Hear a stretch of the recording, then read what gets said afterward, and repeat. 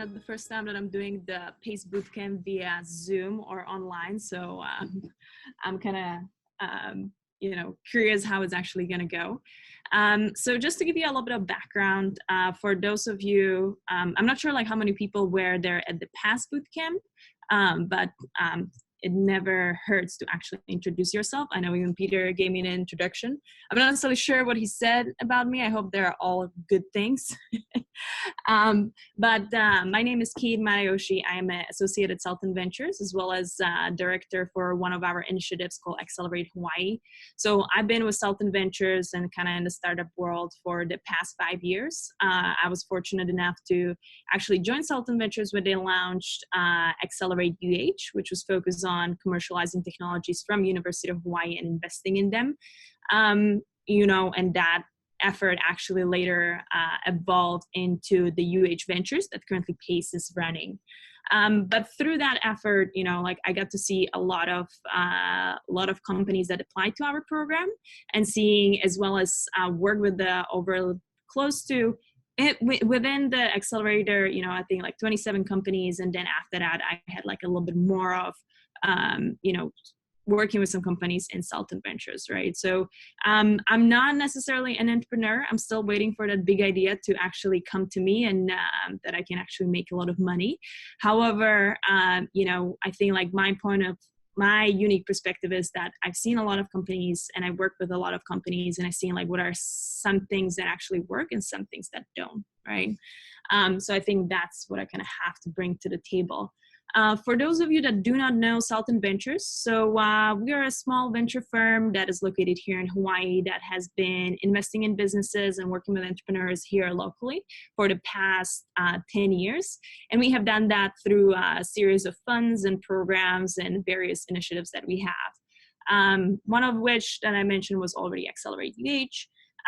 Currently, we are running our Accelerate Hawaii, which is Hawaii's Entrepreneurship Center, where we're kind of looking to provide the resources that, are usually kind of exclusive to the people that are in the accelerator programs, kind of opening it up and providing it to people, anybody within the community, right? So you don't need to be that lucky 4% of the applicants that actually gets into the accelerator in order to take advantage of these resources, such as, the network, the workshops, and the connections that actually come with that. We also are running our internship and fellowship program. Over the past, I believe 4 years, we had over 100 interns and fellows that were working on various things. And currently we are actually we have open positions for graphic design and digital marketing. So if that's something, that you would be interested, or you have some skill sets in and you would like to work with our team to figure out, what is the startup world? How does the actual landscape look like here? I would love to hear more about your interests. So Phil, I think, I think Crystal can actually share my email after that where you can reach me. So kind of, if I'm going, please stop me or raise your hand if I'm actually going a little too fast. But today, what are we going to cover? First thing, what I would like to do is a quick recap of what we cover in a Bootcamp 1. I will definitely just fly through this couple of slides that I actually have. Let's see. And if you have any questions, I believe the slides from the past bootcamp actually posted on PACE website, where you can find, all the slides and kind of a little bit more into the detail about the concepts that I'm actually going to fly through. So with that being said, after that, we're going to cover, the meat of today's workshop, which is actually channels, customer relationships. And then at the end, we're going to talk a little bit about revenue streams and pricing. Okay. All right. So the review.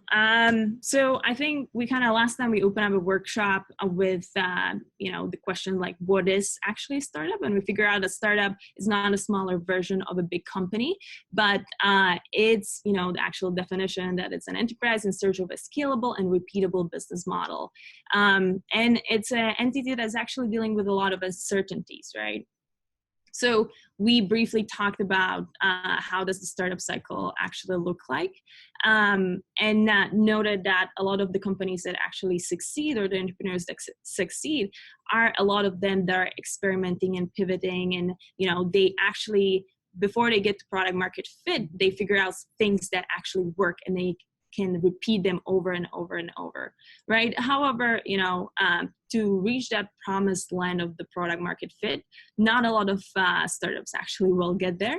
Unfortunately, not to be depressing, but I believe it's said that 75% of startups actually fail, right? However, one thing that we talked about last workshop is that there is a certain process that has been popular in the past couple of years called lean methodology that will help you to kind of remove those uncertainties and help you, avoid this 75% statistic. So we kind of spoke about what is lean, right? Lean means applying the scientific method to startups, right? And what does that mean? It's actually, having this hypothesis testing, if you're all familiar with that. So it's setting up your hypothesis, like, this is what we thought, then you're going to observe and do the experiment. This is what we did. These are the results. And then you're going to look at the results and plan the next steps, right? Where it's different for a lean methodology, it's where actually you are not doing the experiments in the lab, but you are talking to your customers, right? So you got to get out of the lab. And you go through this process over and over again, right? And until you will get to that product market fit and figure out something that actually works. So it's an iterative process. Okay. What we also mentioned that a lot of times, if you're going through the systematic processes, it's completely natural that you're actually going to pivot or drastically morph from your original idea, right? In fact, I would say more than 2/3 of the startups and that are successful businesses, started with a completely different idea. And we kind of demonstrated on the examples of, like these 3 brands, like Instagram was before bourbon, Twitter was audio, and Face Smash. They have completely different value propositions and started with a completely different business models, but they iterated throughout the process and figured out certain things that work and found the need that customers actually have. One thing that we went through, it's some of the tools that you can use to get or navigate through this lean methodology. And one of them was business model canvas, which you can actually see right now here. We covered last time only 2 of these sections, which is a value proposition and customer segments. And, as any other tool, like business model canvas has its shortcomings. And one of those is, it's so focused on your company, but does not necessarily look at the universe that you're operating in, right? So it does not cover the market and the competition, which are actually one of the things that you need to look at first when you are, when you're starting your business. We talk about market research. We have 2 types, primary and secondary. Primary is talking to your customers. Secondary kind of is gathering statistics. And lastly, we also talk about like some competition mistakes, right? There is no such thing as original idea. Like there are definitely, even though you think that you have a unique solution, that might be true, but there are different other kinds of competition that you're going to be dealing with. Sometimes it's even status quo, right? So never ever we suggest entrepreneurs to say that we have no competition or we're the only ones doing that. Then we cover kind of the value proposition, like what is a value proposition? What are the characteristics of a good value proposition, right? So it's not necessarily, it's more about understanding that people are not buying because of the features that you provide, but it's the value that those features actually provide them, right? So it's about value creations. And therefore, when you're communicating what your business is about or what its unique, what is your unique value proposition, you will be talking about like in the language of results and benefits that it has to your customer, as well as, you got to find something that is actually unique and not everybody else is doing it. And it needs to be simple and understandable. Last one was the customer segments, right? So knowing that you are, you're not, when you're starting business, you're not selling to a mainstream user. That is your goal at the end. But in order to kickstart your business and kickstart the learning and test the need, you got to find your early adopter, right? And therefore you want to be finding the guys that are on the right, not necessarily the girl that, you know, has got the sweater for Christmas and is not so excited about it. And then, you know, when you come to having a value proposition and fits within your, with your customer segment, that's when we are calling like product market fit, right? And it's when your minimum viable product matches your customer archetype's needs, wants, and desires. So therefore, the minimum viable product is not necessarily, you know, the features or, you know, actual physical product that you have or the service, but it's actually, when you are thinking about it, it's your whole business model, right? So would this actually work, including your price and everything else that goes into that?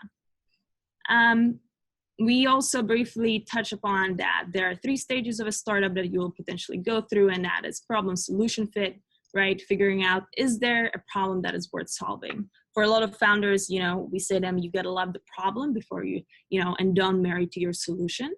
After that, once you find your problem and you have your problem solution fit, that's when the product market fit actually comes in. And that's when people start buying your product and are excited about it. And then the last one, after you reach product market fit and you figure out, you know, certain repeatable models, therefore you can put, you know, your foot on the gas and start scaling your business. And, you know, at the end, we kind of covered some tips how to do your customer interviews or customer discovery and how to go out there and talk to customers. I know now it might be a little bit tougher with this, you know, like Corona outbreak. However, you know, good thing we have things like Zoom. So if you are planning for your competition, I would definitely, if you haven't done so, actually go out and try to connect with some people and do your customer discovery, even though you cannot meet them face to face. And I think those are kind of like that's a brief overview of the things that we covered last workshop. Are there any questions at the moment? No. All right, perfect. It's kind of weird. I cannot call on you guys now, so. All right, awesome. So let's get right. Oh, I see there's one question. We'll wait for it.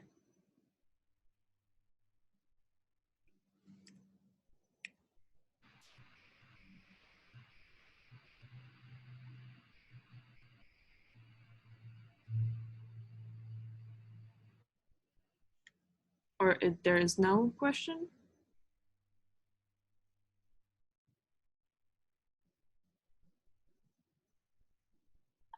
What should I do? So the question is, what should I do if my customers don't know such products before?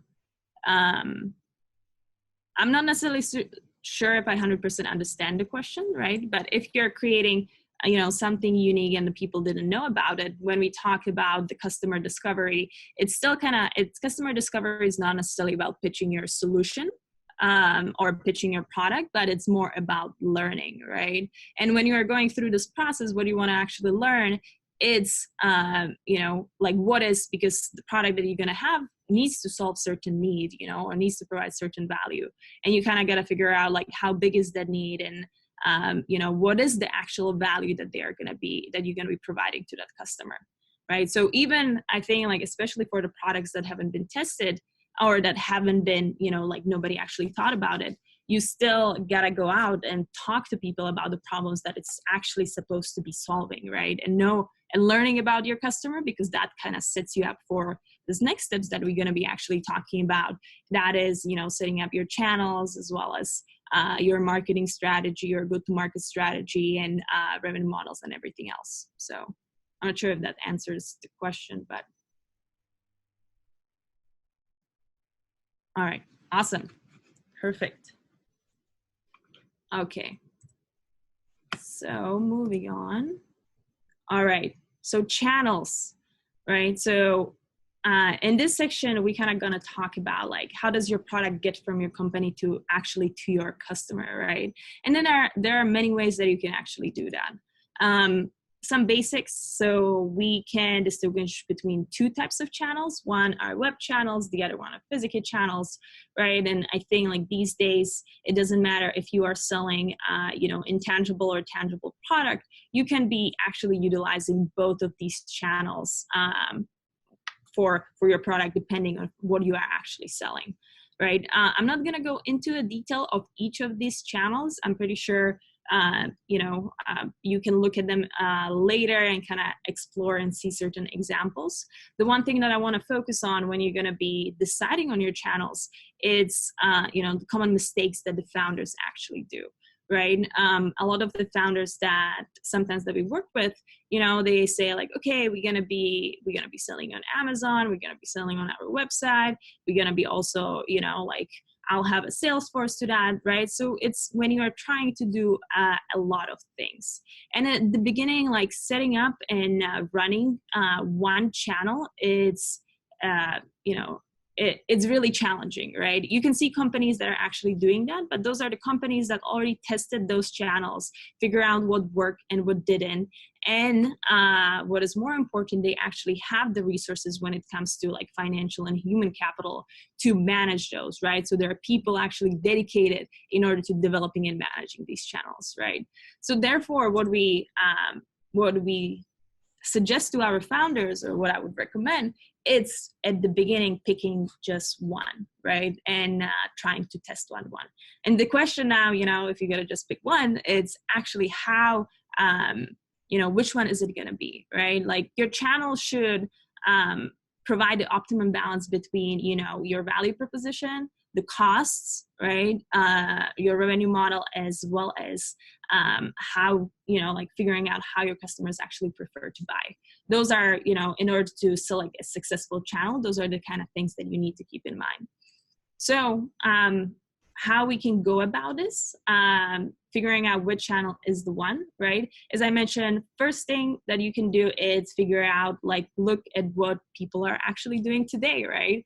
And seeing if people are happy with the channels that they currently buy through, right? Because there has been in the past years, with introduction of the technology, there have been a lot of, I would not necessarily say innovation, but shifts into which channels different products and startups can actually use. The second question that you should be looking into, does the channel strengthen the sales process and at what cost to the company, right? So does your channel add value to your product? So more complex the channel and the product is going to be, the more higher value added the channel actually needs to be, right? So the third thing is what are the price and complexity issues surrounding sale of the product, right? So if you're gonna have for example, if you're gonna be selling an enterprise software, right, you probably that is a little bit more complicated and it needs certain, onboarding and explanation and all these things. You will potentially be choosing a little bit different channel that is more expensive, such as having a sales force in comparison to a product that everybody kind of understands, right? Or have a consumer product that you can actually run your social media strategy on, right? So it really depends on the type of product that you're actually going to have and how complex it is, and how much, what are kind of the margins and how much. Usually the products that are more expensive, it will be also a little bit more expensive to get them through the channels, to push them or deliver them to your customer. And the final thing, in deciding which one is actually the one, is you need to prove the channel, right? You need to actually start selling and closing your first orders through the channel. If you're not able to do that, maybe that is not the channel that is actually for your business. Mm-hmm. So I think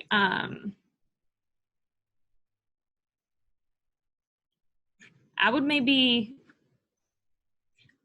Crystal, how did you have any exercises that you went through, and how did that actually work out when you were with Greg? Or we didn't do any exercises. Oh, okay. But we can try. Okay. Yeah. Sounds. I think I will have a little bit of that a little bit after. So I just wanted to double check. So I will not just be talking for 2 hours, but I would like to hear some some feedback from the people that are actually online as well. Oh, he did kind of polls. He had he asks questions like A, B, C, D. How would you, what would you vote? Yeah. Okay, sounds good. So, you know, still talking about the channels, like one of the examples that picked a different channel than was, you know, I would say like where that the company that was a little bit more innovative when it came to picking up the channel was the Dollar Shave Club. I'm not sure how many of you are actually familiar with Dollar Shave Club. It's basically, you know, a subscription razor company, and now they're providing like a whole slew of actual shaving products or, you know, care products. But, you know, like how they actually disrupted the industry, and to be frank, they sold to Unilever for $1 billion, I believe, in 2016, right? So it was a great success. So Dollar Shave Club, you know, like usually before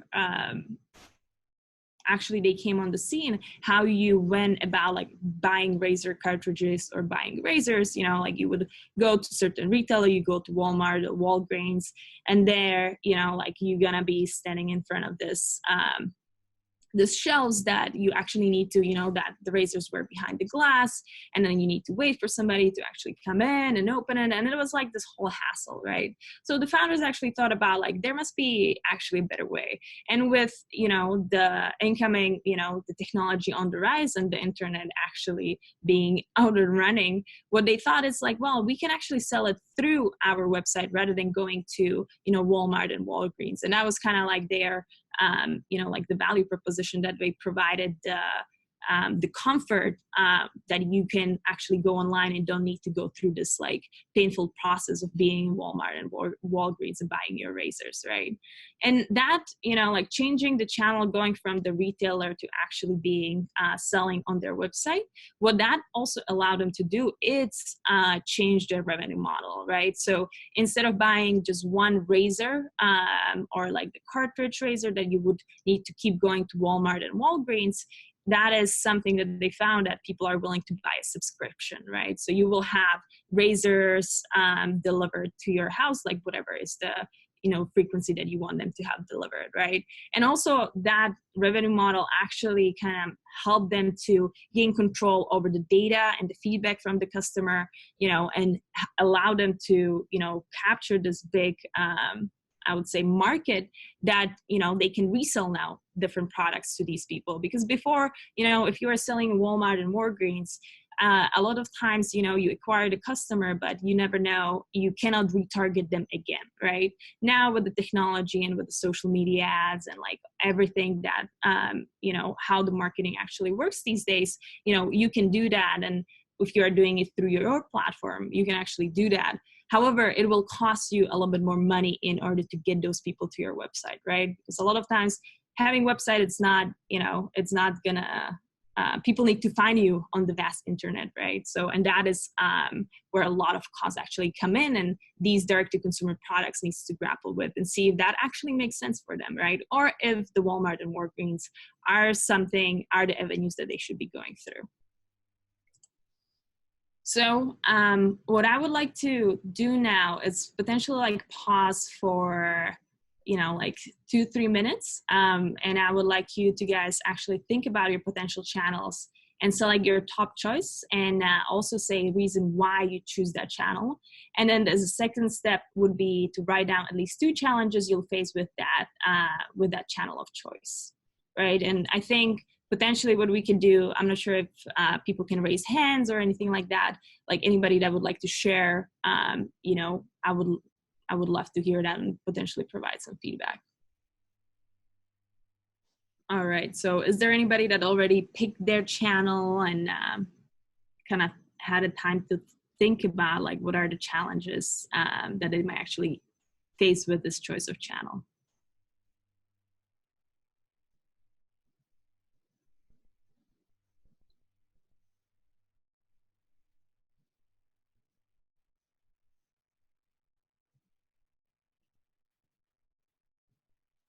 Nobody.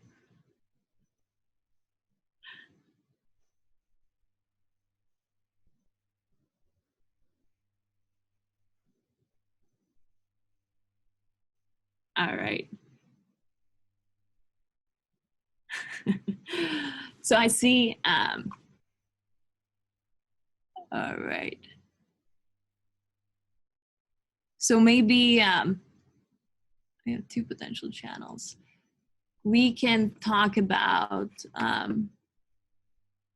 marketing on social media, however. So I believe like Kwang mentioned that he would like to do marketing on social media.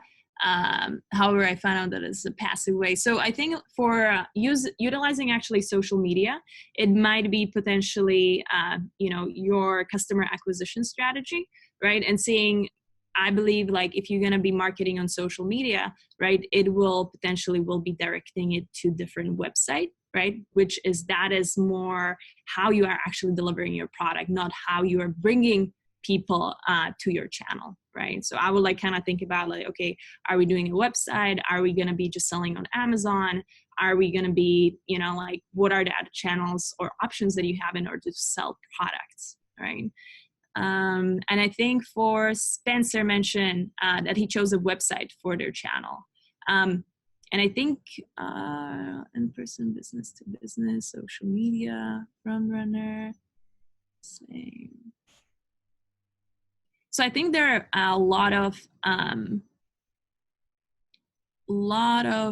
webs. So definitely everybody needs to have a website, right? But they decided to sell products through their website. So maybe Spencer, I'm not sure if you can unmute yourself, but can you maybe share about like what is actually your product and why you chose the website, and what are kind of the two challenges that you think you're going to be facing selling products through this channel?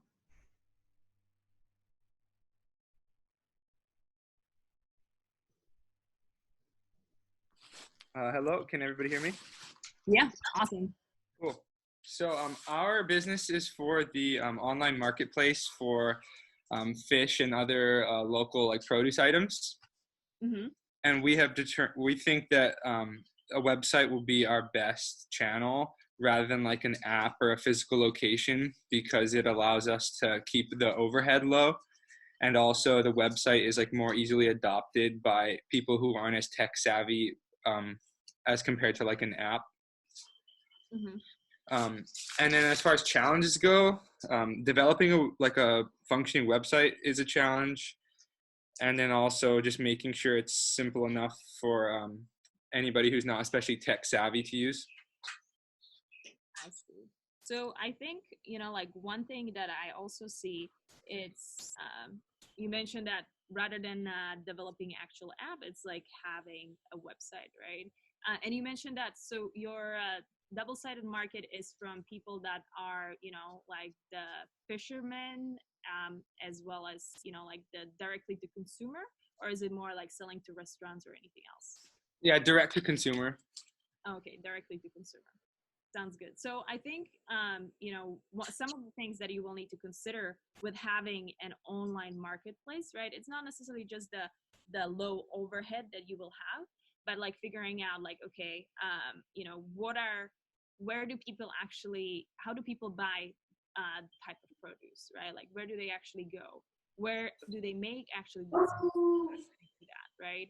As well as integrating it into, like if you would like people to be selling on your platform, like making it as easy as possible for them, whether that's the fisherman or anybody else, in order to onboard and start selling on that platform, right? Because we've seen a lot of times with double, like kind of like connecting people, you got to be really careful about, the people that are actually selling, they do have other channels that they're selling through right now.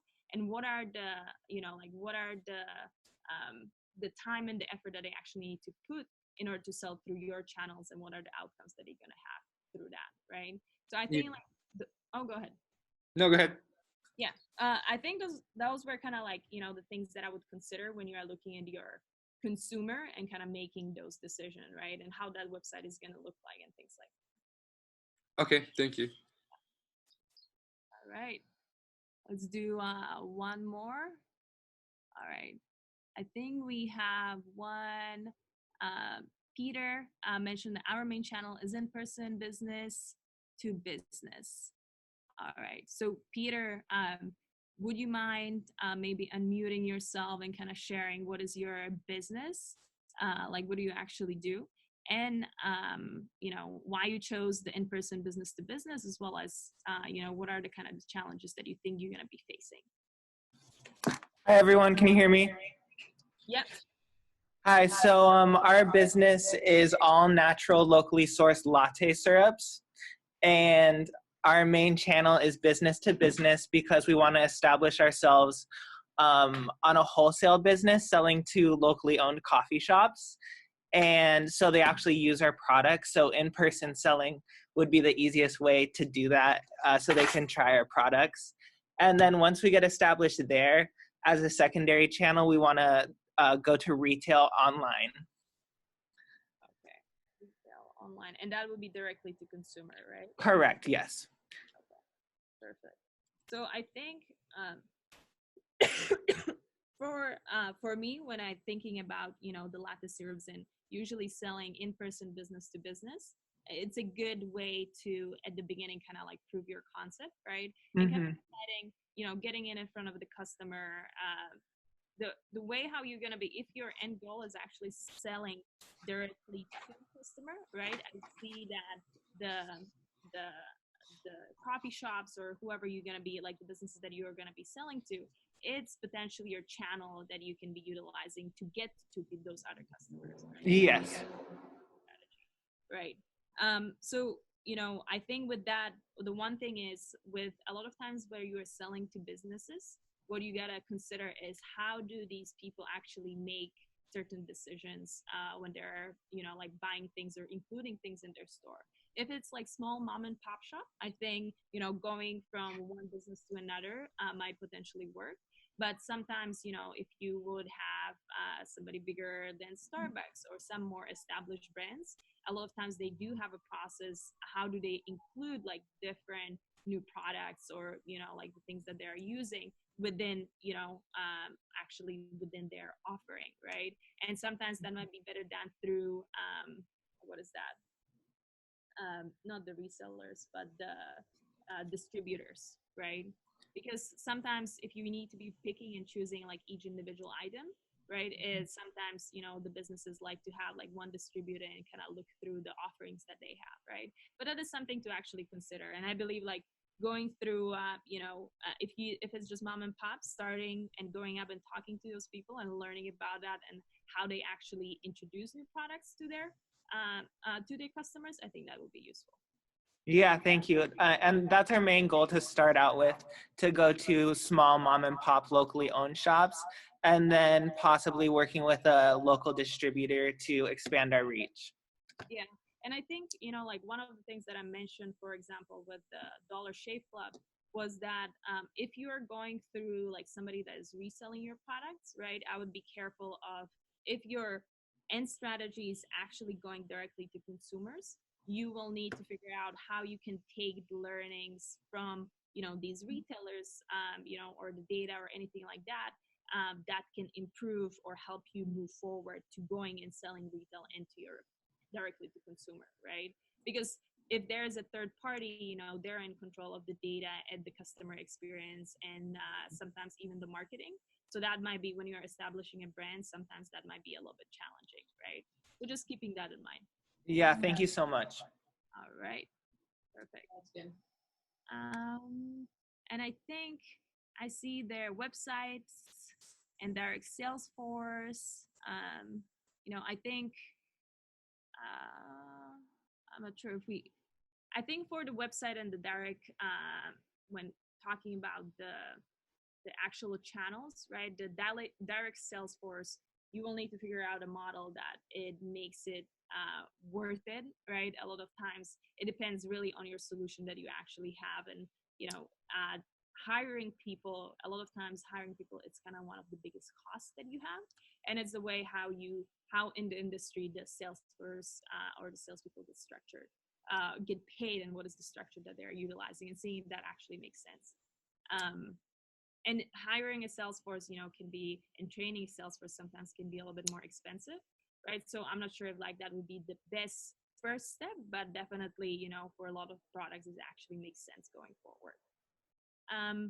And I think I seen the last one, people mentioned multiple times social media, right? So social media, it is, I see social media as customer acquisition strategy, right? So it's a marketing channel, not necessarily a distribution channel, right? So when you're going to be promoting with your social media, you still need to have, somewhere where you're going to direct them to, or, whether that's going to be your website or something else.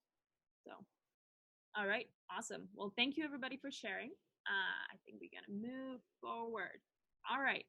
So one thing that comes with certain channel that you got to realize is the channel economics, right? And that is the cost associated with it. And we're gonna go through some examples. For example, if you have a direct channel, selling directly to consumer, and I think this is kind of the example. If I'm going too fast or you have questions, feel free to ask, right? So we're gonna look at something called kind of the unit economics, right? So these are your revenues, profits, as well as costs on a per unit basis, right? So if you sell one product or you have one customer, this is how it would actually, you will break it down. This can be, this is an example. Let's say it's a really expensive t-shirt. It's really $100 per t-shirt. You have a list price, right? However, you provide like a 10% discount for the people that are coming directly to your website, right? So therefore, your actual revenue, it's the $90, but that is not what you're gonna actually take home, right? Because you have all these other costs associated with actually selling and producing and manufacturing this shirt, right? So you look at your cost of goods sold, how much does it actually cost you in order to make this? Then how much you need to spend on marketing to actually get that one sale. Let's say now it's like $15. So you have, like $48 are your total costs. With a $90 revenue minus the $48, your total profit will be $52, right? And now, so that is through selling directly to consumer. And then you might have, and these are, keep in mind that these are kind of simplified examples that we're going through. Then you might have indirect channel economics, right? So that is if you are selling through, a bigger reseller or distributor or anybody else, they will probably be taking a cut from whatever you're going to be making, right? So in this case, it's kind of the same, same one t-shirt for $100, you still give them a 10% discount, right? But then on top of that, if you're selling through a reseller, and they're selling your product for you, they potentially, you get exposure to like a bigger you get exposure to potentially to more customers, and they do a lot of the legwork in terms of the marketing, right? However, they will also take a cut. And that is something, for example, even when you will be selling, let's say on Amazon or anywhere else, what you got to consider, like, okay, let's really look into what are those fees that you're going to be paying, right? And does that make sense? Because now your revenue is going to be only $70 instead of $90 that it was previously, right? And now it still costs us the same amount of money to produce those shirts, but our marketing, we don't necessarily need to do that much marketing, right? So we spent a little bit less on those flyers, right? So therefore, if we look at the $70 revenue minus the $43, our total profit is $37, right? And that really, like making these decisions, which channel you're going to be using, a lot of times what I would suggest or people forget to do, it's this simple basic math in the back and how much does it make sense, right? Like sometimes that effort of bringing people to your website might cost you more than going through somebody else, such as reseller. Or, like if you are in a place where you're building a brand and, like you want to be kind of more in control of that, it might potentially make sense to actually having your own list, right? So there are, I think, like multiple combinations with that. So I think I would like to spend maybe another like 2-3 minutes to think about what is, your channel economics when you mention your website and like things like that, and seeing like what is the cost, what is the revenue and profit you can generate through this channel on a per unit basis, right? And I think if you haven't done the research or if you haven't manufactured things, I think for now what you can just go with is kind of like seeing like list like what are all the costs that actually go into going through this channel, or do a quick Google search like Amazon fees or website, or like Stripe fees if you're going to be going if you're going to be doing that through your website and charging people there. So I'm sorry, I just noticed that my speech is very soft, so I'll try to speak a little bit louder. Is this Madonna, is this better?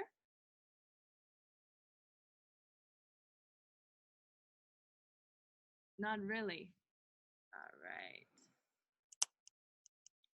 Maybe I can bring my computer a little bit closer to me. What about now? All right. Perfect.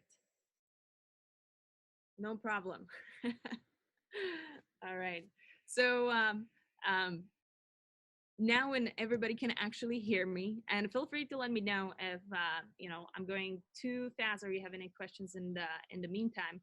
But if we can take like 2-3 minutes again to kind of think about your channel economics. You already thought about your channel, and so let's now see like what are the costs that are kind of like going to be cutting into your revenue and profit, right? And then after 2-3 minutes, what we'll do is kind of do the same thing. And what we can do is whoever would like to share, can raise their hand or just unmute themselves. So, all right. Okay. So the question is that you have built a few products that can provide a service, and then we kind of rent it out to people. Do I consider cost to make one unit when figuring out the revenue? Yes, most of the time, if you have units that you are actually renting out, I would take that into consideration. And then what I would like look into is, you can look at the purchase or like the actual rental time period and how much you are going to be making that from. But usually with the rentals, when I was looking at certain like revenue models, a lot of times it was actually looking like how many more rentals you can get from that one unit, and how often, how much revenue you can get out of it, right? The one thing is also that would be a big part of renting it out to people, and we're going to be talking a little bit more into the detail about that. It's your customer acquisition, right? So if you're going to be renting it out, to one person, how much is that actually going to cost you in order to get that one person or bring them and kind of funnel them through, like through your sales process. So I'm not sure if that was helpful. Crystal, what if we have a software that would cost a lot initially, but would be spread out depending on how many users we have? How do we do unit basis?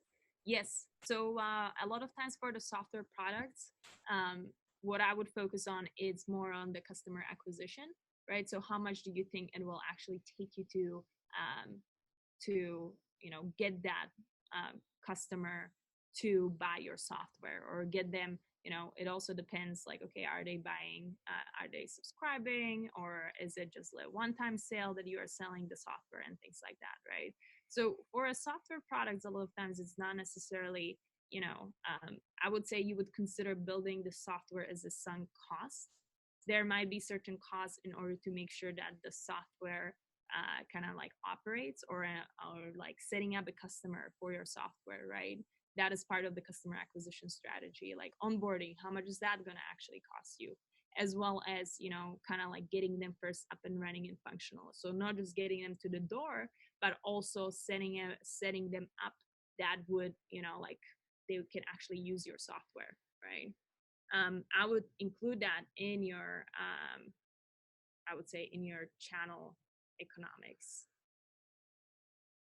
Specifically for, like when you're looking at distribution costs, a lot of times, and like looking in your channels for the software products, you will just be thinking like, okay, how much does it cost us to, like run the servers, or like certain things like that. Or when people actually make a purchase, how much are going to be, like small things like our taxes, or what is going to be our credit card fee, and like things like that will be taken out from purchasing that software, right?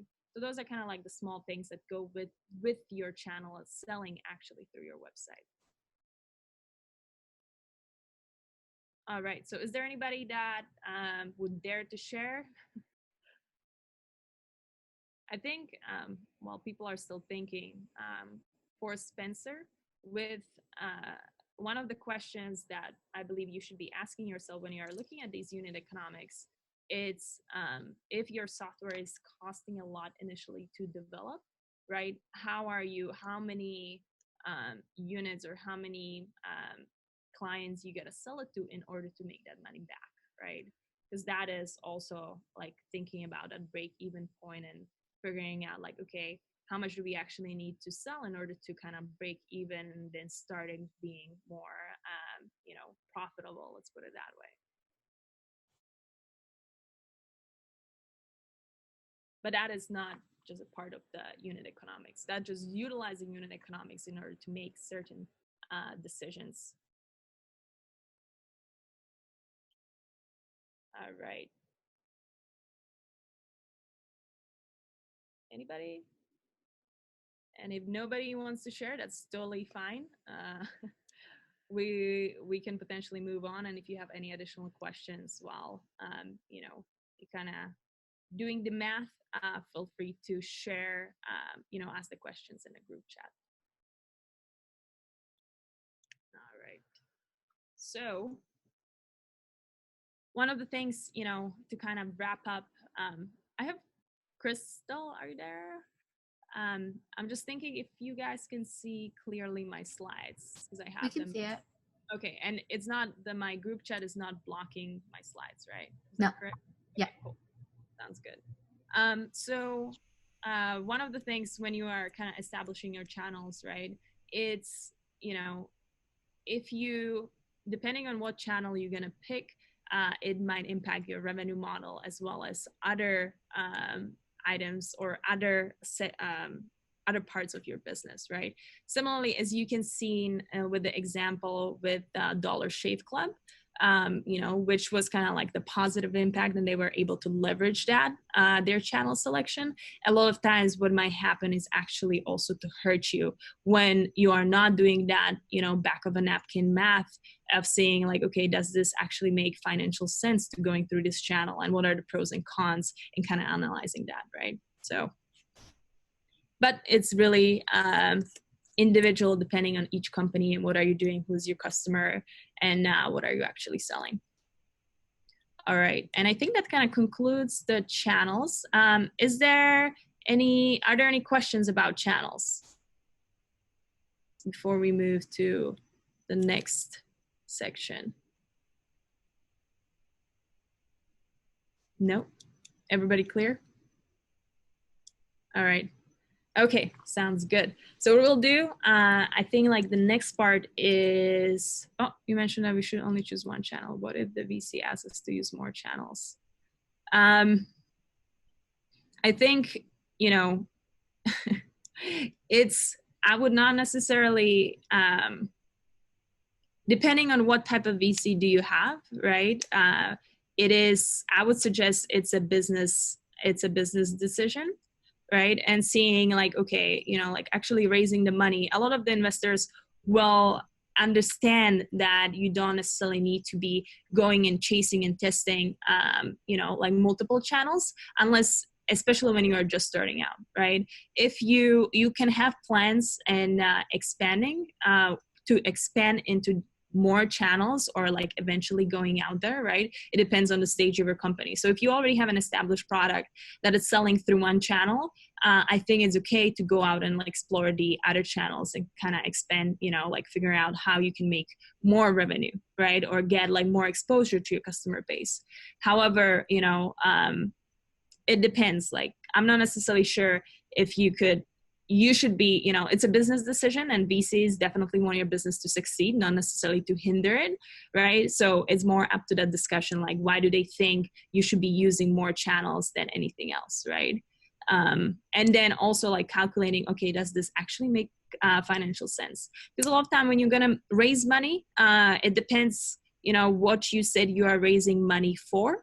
Right. So if it was for scaling up and testing multiple channels and, like kind of getting into let's say different markets, that's totally fine. Then potentially the VC would like you to have multiple channels because that's what you said you're going to do. However, at the very, very beginning, and I kind of made an assumption that a lot of businesses or a lot of your businesses are still at that beginning stage, kind of like testing the waters. I would say testing one channel would be potentially, I would try to establish it through that. And once you have traction, you can explore a little bit more.